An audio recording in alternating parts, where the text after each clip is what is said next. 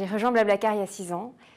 J'y suis VP Communications et avant ça, pendant 15 ans, j'ai travaillé dans le développement durable, d'abord dans la finance, mais aujourd'hui finalement dans la tech, puisque le covoiturage et le voyage partagé, c'est aussi du développement durable. Donc c'était un peu le maillon conducteur. Mais aujourd'hui, je voudrais vous parler de culture et de ce qui fait, et ce qui fédère surtout des équipes et des parties prenantes autour d'une entreprise et d'un projet commun. Donc, pour commencer, je vais vous présenter Blablacar. Je vais vous dire que Blablacar, nous avons 90 millions de membres à peu près, actifs dans une vingtaine de pays. Ça fait 25 millions de voyageurs par trimestre. Nous sommes à peu près 700 collaborateurs dans le monde. Nous avons du covoiturage, la plus grande plateforme de covoiturage au monde, mais aussi du bus longue distance maintenant. Et si je vous dis tout ça, vous aurez une petite idée de quel impact a notre activité, mais en fait, vous ne saurez pas qui nous sommes. Et moi, ce que je voudrais vous raconter aujourd'hui, c'est au-delà de ces chiffres, au-delà de cet impact, au-delà de ces achievements, qui nous sommes vraiment et ce qui nous fédère. Avant ça, je vais quand même vous faire prendre un peu de recul. Ceux d'entre vous qui auront lu Sapiens d'Hariri se souviendront qu'il y a une chose qui a permis à notre espèce humaine, l'Homo sapiens, de survivre aux autres espèces qui existaient d'habitude. Et c'est sa capacité à collaborer grâce à la croyance dans des mythes. Le fait de créer ces mythes et ensuite d'y croire, qui permet de fédérer des groupes et de sortir le meilleur d'eux-mêmes et de créer finalement la collaboration humaine à grande échelle. C'est unique, il n'y a que cette espèce-là qui le sait, c'est dans notre ADN depuis 30 000 ans et on en a besoin. Et en fait, aujourd'hui, la vraie question, c'est l'entreprise qui est comme une autre organisation humaine a aussi besoin de ses propres mythes. Et quels sont les mythes que vous avez mis en place? Et comment faire en sorte que ce ne soit pas juste des mots, mais des vrais mythes fédérateurs? En quoi croyez-vous? En quoi est-ce que vous pouvez embarquer vos équipes derrière un projet commun? Pour que ces mythes aient tout leur pouvoir d'engagement, ça ne peut pas juste être des mots, ils doivent être explicites, ils doivent être incarnés, ritualisés et vivants. Donc je vais vous montrer comment chez Blablacar, humblement, nous avons essayé de mettre tout cela en place. Tout d'abord, explicite. Explicite, cela veut dire que ce sont des idées ou des valeurs, des principes qui ont été mis en forme de façon actionnable, de façon mémorable, parce que les grandes phrases, personne ne s'en souvient et on ne sait pas quoi en faire, et qu'ils vont ensuite être communiqués très fréquemment. Je vais passer en revue nos principes parce que ça en dit long sur qui nous sommes, et là, vous nous connaîtrez un peu mieux. Je vais commencer par le premier en bas à droite, Be the Member. Be the Member, il est très fondateur pour nous parce que Blablacar, c'est avant tout une communauté de membres.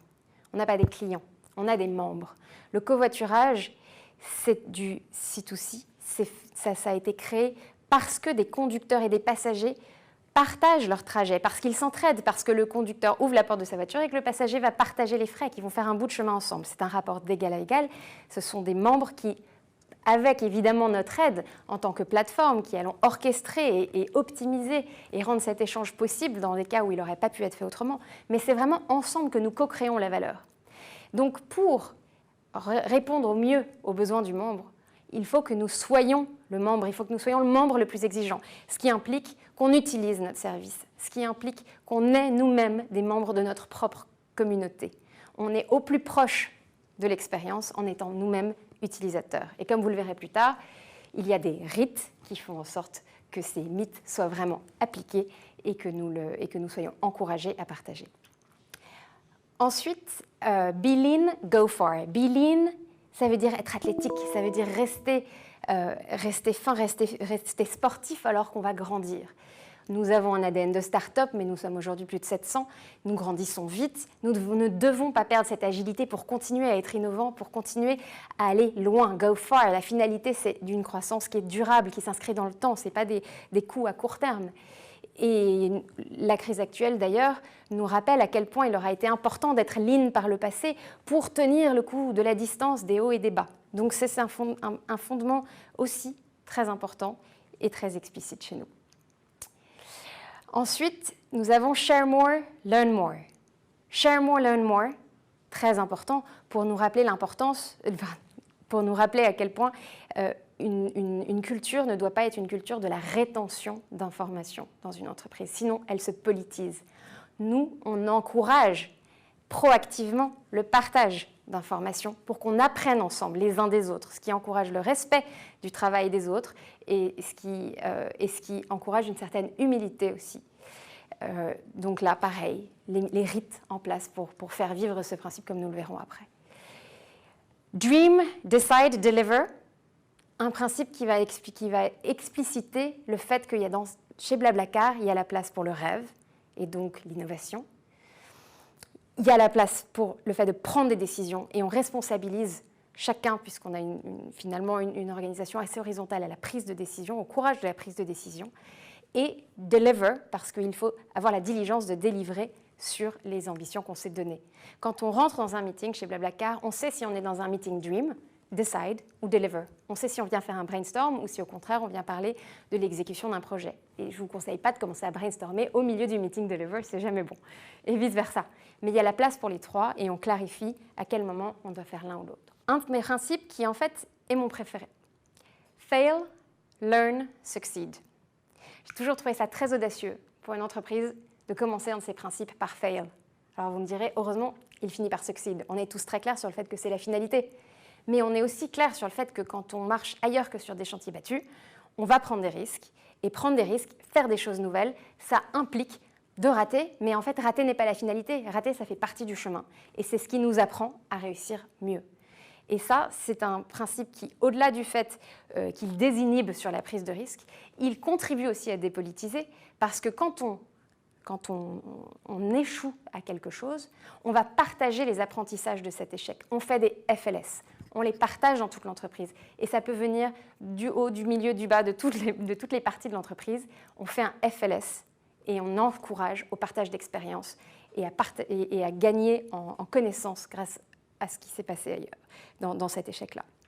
Et finalement, tout ça est englobé dans Fun and Serious. Fun and Serious, c'est un peu le nom de notre culture. C'est le fait que quand on prend très à cœur ce qu'on fait, il y a vraiment de la place pour s'amuser ensemble et on va s'assurer de créer cette ambiance en permanence et investir dans cette ambiance. Donc ça, c'est nous. Vous nous connaissez à présent un peu mieux. Mais pour que ce ne soit pas que des mots et des jolis posters dans notre cafétéria, on a besoin que ce soit incarné. Incarné, c'est d'abord incarné par les fondateurs, forcément.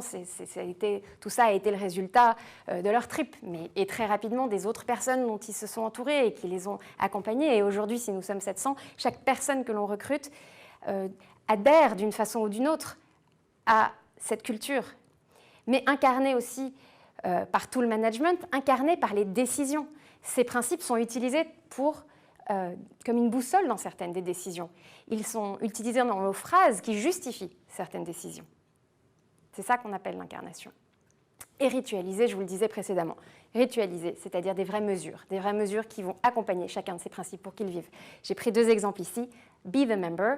Eh bien, chez Blablacar, si vous covoiturez, tous vos covoiturages sont évidemment remboursés, même si vous covoiturez de façon personnelle, à partir du moment où vous revenez avec un retour d'expérience, des suggestions d'amélioration.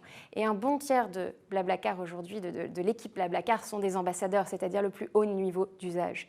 On encourage à l'usage de façon très concrète. Si on prend Share More, Learn More, qui était un autre principe, eh bien, nous avons chaque semaine des Blabla Talk, où une équipe, mais tout le monde y passe, va présenter à l'ensemble de l'entreprise où elle en est, ses enjeux, ses FLS, et partager et faire grandir tout le monde en connaissance, même sur des sujets qui ne sont pas directement les leurs. Et ces principes doivent aussi être vivants. Cette culture, ce mythe, doit évoluer dans le temps pour rester pertinent. En 2013, c'était la première fois qu'on a mis en œuvre et en mots, en paroles, ces notions-là.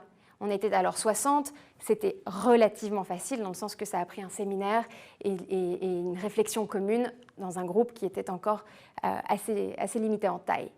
Mais quelques années plus tard, la taille de l'équipe était 5 fois plus importante. Nous nous étions développés dans une vingtaine de pays. Et là, il a fallu recommencer cet exercice parce qu'on s'est rendu compte que certaines des notions qui étaient pertinentes en 2013 l'étaient moins quelques années plus tard. On s'est aussi rendu compte que certaines manquaient. Et donc, il a fallu oser, et ne pas être dogmatique, oser toucher à quelque chose qui pourtant était un peu notre Bible et nos croyances. Et le faire de façon inclusive, il faut embarquer. Donc, nous avons embarqué avec avec des sondages et avec des workshops de façon représentative et inclusive, afin que chacun détienne ce message et y croit fondamentalement. Au-delà de ces principes internes, il y a un autre mythe qui est structurant. Ce mythe structurant pour l'entreprise, c'est la marque, et il est essentiel qu'il résonne avec la culture. Quelles sont les valeurs de votre produit? Quelles promesses faites-vous aux clients? Chez Blablacar, je vous l'ai déjà dit, Be the Member, nous sommes une communauté de membres avant tout, fondée sur la confiance, le sentiment d'utilité aux autres. Et du coup, nos valeurs de marque vont refléter cet ADN de la communauté. Il y a Freedom, Fairness, Fraternity. Ce sont les trois valeurs fondamentales de notre marque. Freedom parce qu'une communauté de covoitureurs qui se déplacent et qui ont fait le choix de partager, ça a été fait sur le fondement de la liberté. Fairness parce qu'ils partagent les frais, donc il y a cette logique de partage. Et Fraternity parce que c'est de l'entraide. Et nous allons devoir et souhaiter pousser ces trois concepts dans tout ce que nous faisons. Quelques exemples.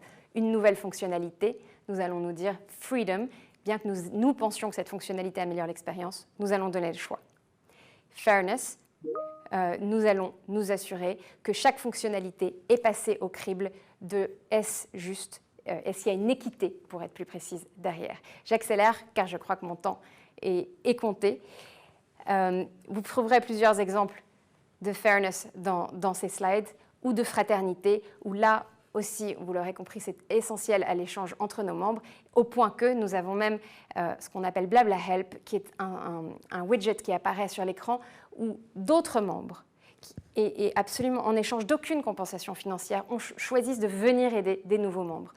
Nous avons à peu près 800 helpers qui font ça. En moins de 10 secondes, 95% des réponses sont données. Un exemple exceptionnel d'engagement au-delà du covoiturage même.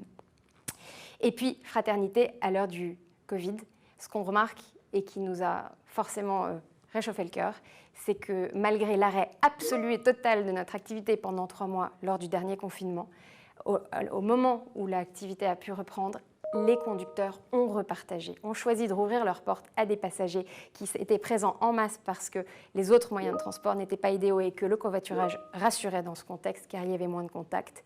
Et là, les conducteurs qui auraient pu avoir le choix de ne pas rouvrir leurs portes ont ouvert leurs portes.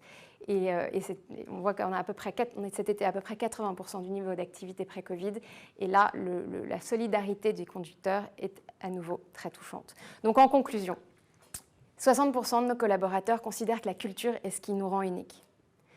À peu près 60% de nos membres déclarent aussi que Blablacar est leur marque préférée dans le transport. C'est parce qu'on a des mythes fondamentaux que nous incarnons, auxquels nous croyons, de la culture jusqu'à la marque. Et vous, quels sont vos mythes ?